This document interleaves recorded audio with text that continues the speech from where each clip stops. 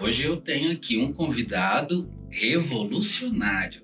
Me lembra Tarsila, Anitta, aquele povo modernista. Ele tem várias coisas para contar pra gente hoje. E o nosso convidado de hoje eu aposto que você conhece como Gurulino. Mas não é, hein? É o pai dele. Quem vem conversar com a gente é o Pedro Sangeon. Vem pra cá, Pedro. Ei, seja bem-vindo ao Inclassificáveis. Ai, que bom ter você aqui, garoto. Obrigado. Quero saber tudo da sua vida. Tá preparado? Tô.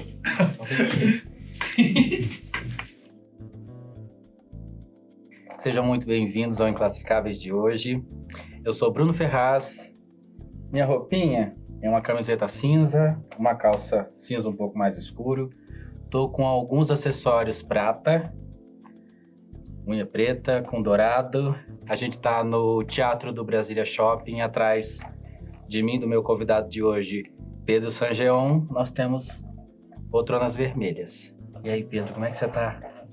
Tudo bem? Bom, eu sou Pedro Sangeon, eu sou moreno, pele morena, cabelos grisalhos, tô de óculos, tô com um paletózinho preto, camisa preta, com o desenho da minha coleção de moda, que a gente lançou esse ano, e é isso. Seja extremamente muito bem-vindo ao Inclassificáveis. Obrigado. É interessante, quando a gente vai fazer a seleção de convidados para o programa, a gente fica imaginando várias pessoas, várias histórias, e o seu trabalho convive com o cotidiano de muita gente. Já parou para pensar nisso? Tipo, qual que é o impacto do seu trabalho na vida das pessoas? Porque ele está aí, né? Não é um objeto de sala, ele está no dia a dia. Passa de ônibus, você vê. Você sabe que isso foi, eu acho que o ponto que mais me interessa de fazer trabalho de rua, de arte de rua, foi quando eu entendi que eu podia estar em contato direto com as pessoas, assim. Os artistas visuais, eles normalmente têm um contato indireto com o público, né? O artista cênico, ele está no palco, então ele está direto com o público, ele ensaia no privado, mas quando é para valer, ele vai para frente do público, né? E cada vez que ele for apresentar o trabalho de arte dele, ele vai ter que estar de frente para o público.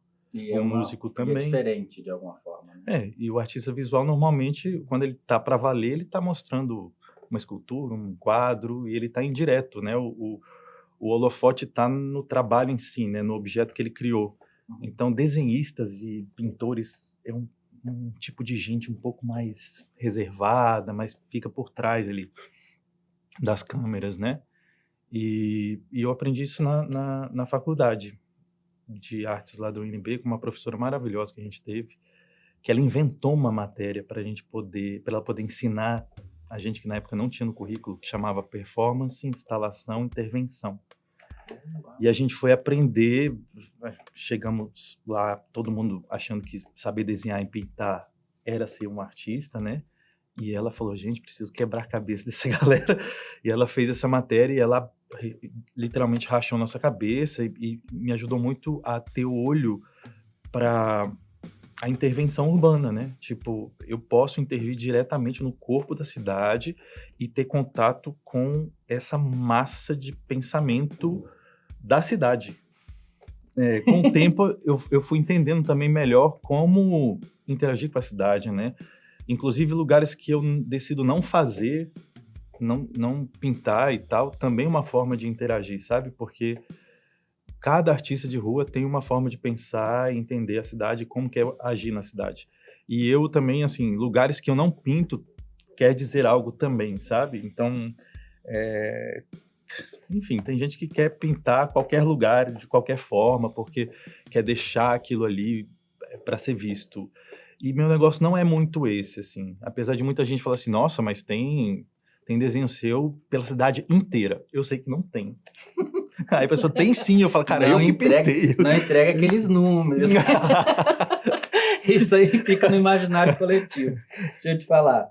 Eu sei que você já respondeu essa pergunta muitas vezes. Você prometeu não fazer. Eu não vou fazer, eu vou fazer diferente.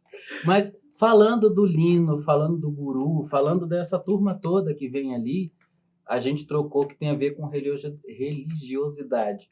Conta um pouco, explica um pouco sobre isso. É um outro jeito de falar do Guru. Cara, isso aí tem a ver mais comigo, né? Porque, de certa forma, é um trabalho que tem a ver com a minha história pessoal. Então, o Guru Lino foi uma tentativa de transformar em desenho umas tensões que eu tinha no momento específico da minha vida, que foi uma formação que eu fiz em meditação e yoga. Enfim, eu estava trabalhando com um projeto que chamava Cinemúsica, com os músicos, com cinema, era uma loucura, eram muitas mídias e tal, e a gente passou muito estresse na época, e aí me recomendaram umas aulas de yoga. Eu já nasci nesse meio místico e Haribo, e retiro, e onda boa, e chapada, e muitas comunidades de tudo quanto é natureza, espiritualidade. Aí passei pelo pupurri de religiões, então assim, minha família de Minas é super católica. Aí minha mãe era espírita, kardecista, e fui nos rolês de Umbanda, enfim, passei geral, assim. Quando eu cheguei no yoga, foi muito, sei lá, natural, simples, me ajudou bastante a dar uma desestressada, mas assim, especialmente a meditação que me pegou, porque primeiro exercício que eu recebi foi muito visual, era para fazer um trabalho visual, assim, e eu falei, cara, isso aqui dá uma pesquisa em artes visuais. E aí eu fui dedicar um tempo para fazer aquela prática, para ver se eu borrava as memórias visuais do cotidiano que eu ia tendo e se eu ia continuar produzindo imagens se eu não tivesse um catálogo de imagens acumuladas, porque o músico escuta bastante para poder criar, né? O artista visual também, ele precisa ver muito para poder ter um banco de imagens para criar.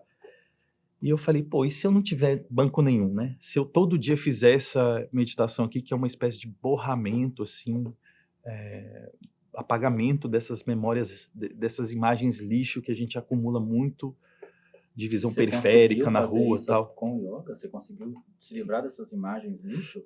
É um tipo de meditação para fazer uma limpeza de imagens que você acumula nessa visão periférica, sabe? Coisa de publicidade, cidade que às vezes é muito grande, muita informação. Antes de dormir, você faz essa prática e, cara, eu comecei a perceber que a minha qualidade de sono melhorou muito, as tensões que ficam ali melhorou muito. Então, eu falei, cara, se bobear, tem algo para pesquisar aqui. E aí o que aconteceu? 3 anos depois, eu parei de desenhar totalmente.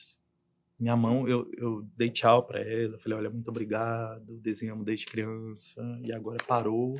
Eu comecei só a escrever, assim, anotar coisas do meu dia a dia, das experiências, mas desenhar meio que parou. Então eu acho que realmente, de fato, todo artista precisa acumular um pouco da matéria-prima do que ele faz, de outros artistas, de outras gerações, de coisas que tem no mundo, para poder criar aquilo que ele faz. Passei 10 anos estudando esse rolê.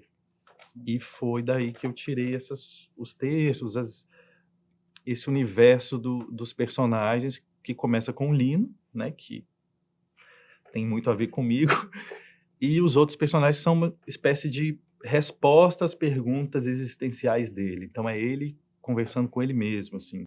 Você já falou sobre isso alguma vez, das diferenças? Muitas vezes eu tenho que explicar.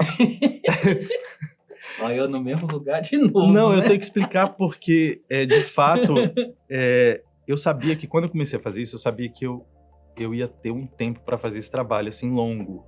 Porque ele é um trabalho que não é muito óbvio, assim, ele tem a ver com uma história, né? Ele começa como uma história em quadrinhos, então o que vai para a rua são as conclusões, normalmente, das tirinhas.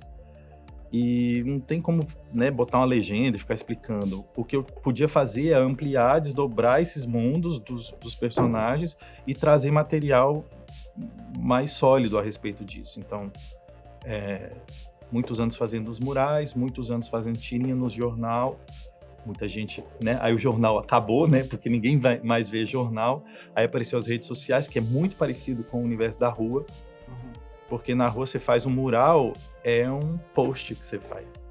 Você espera, no mínimo, que pessoas gostem e compartilhem a informação. Tipo, leva um amigo, mostra, olha que mural legal. É muito parecido com a ideia do Instagram, né? De compartilhar aquela imagem. No final das contas, quando eu comecei a desenhar na rua, minha experiência veio da faculdade, né? Que eu falei. Da ideia de intervenção urbana e tal. Então, eu já fazia coisas na rua antes de fazer esse estudo em meditação. Eu já fazia coisas que eram normalmente instalações, videoarte, documentários. Eu fazia coisas diferentes na rua.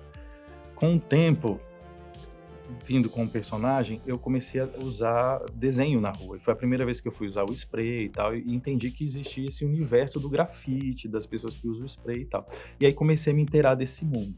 A gente falou também sobre religião, como a gente tá vendo isso hoje em dia, o fanatismo religioso, a fundamentalismo. Como é que você enxerga isso?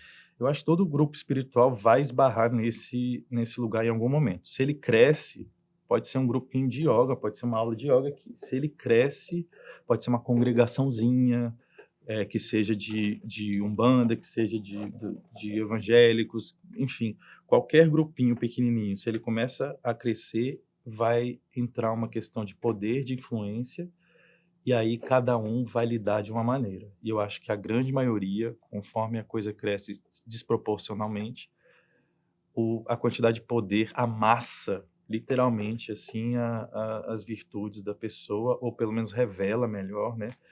E as pessoas tomam decisões muito equivocadas, assim. Eu acho que a gente está numa situação dessa hoje no Brasil, numa escala nacional e política, né?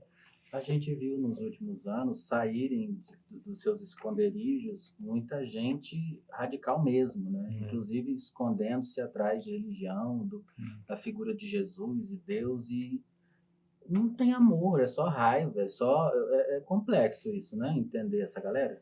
É um desejo de poder mesmo. Eu acho que não é à toa que essa trindade sempre existiu na estrutura da nossa sociedade, que é política, religião e arte.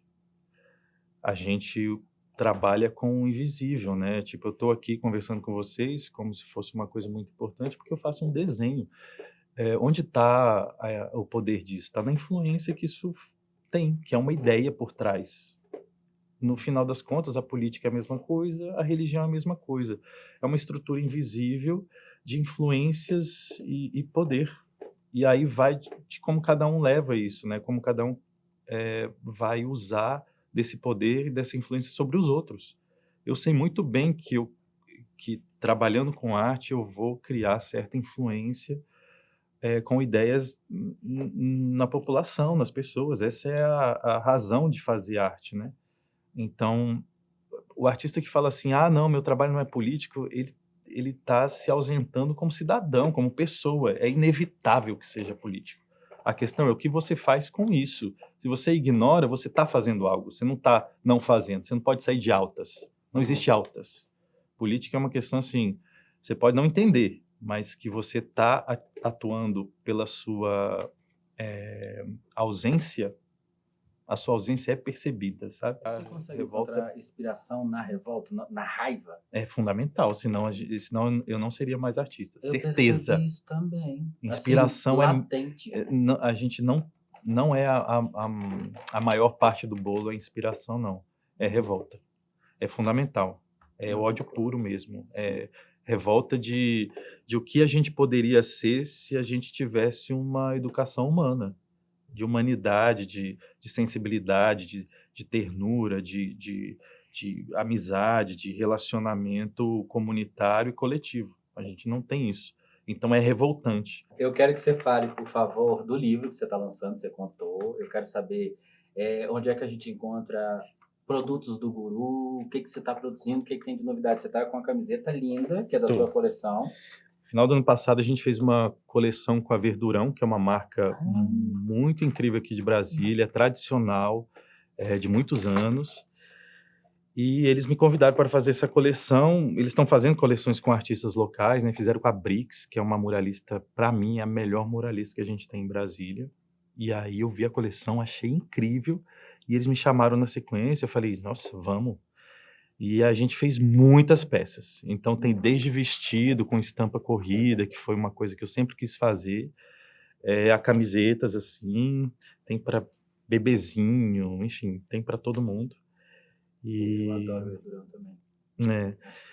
E eu faço os meus produtos para as feiras que eu participo de artistas independentes. Normalmente eu estou nas Motins, né, que tem 2 vezes no ano, no meio do ano e no fim do ano, no Natal. Eu sempre lanço algum produto novo. Tô fazendo uns colecionáveis agora também, de todos os personagens, até para as pessoas irem, né, entendendo e se familiarizando com esse universo, que são vários personagens.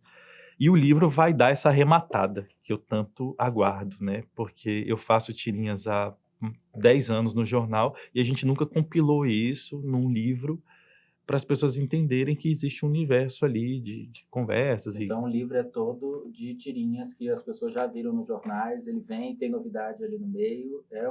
Quando a gente entendeu que dava para fazer o livro e a gente foi ver o material, a gente tem 3 livros para fazer. Então esse vai ser o primeiro de 3. Então Nossa. É uma trilogia. Isso é quentíssimo, quentíssimo. Né? Primeira vez que eu tô falando. Classificados. E aí sai em novembro. Fiquem de olho. Sai quando? Em novembro. Novembro a gente lança. Tem livro do Gurumum na praça. Gente, eu preciso convidar vocês para curtir, comentar. A gente adora comentário. Adoro. Comenta, compartilha, se inscreva no nosso canal. E Pedro, o tempo passou, foi rápido. A gente nem começou. Vamos ter que marcar outras vezes, outros papos e falar de tudo. E eu registrando aqui que a gente, jurado Dindim, amigos de infância. Várias histórias. Querido, muitíssimo obrigado. Obrigado por você ter vindo. E a gente se vê em breve, gente. Até o próximo programa. Tchau, tchau.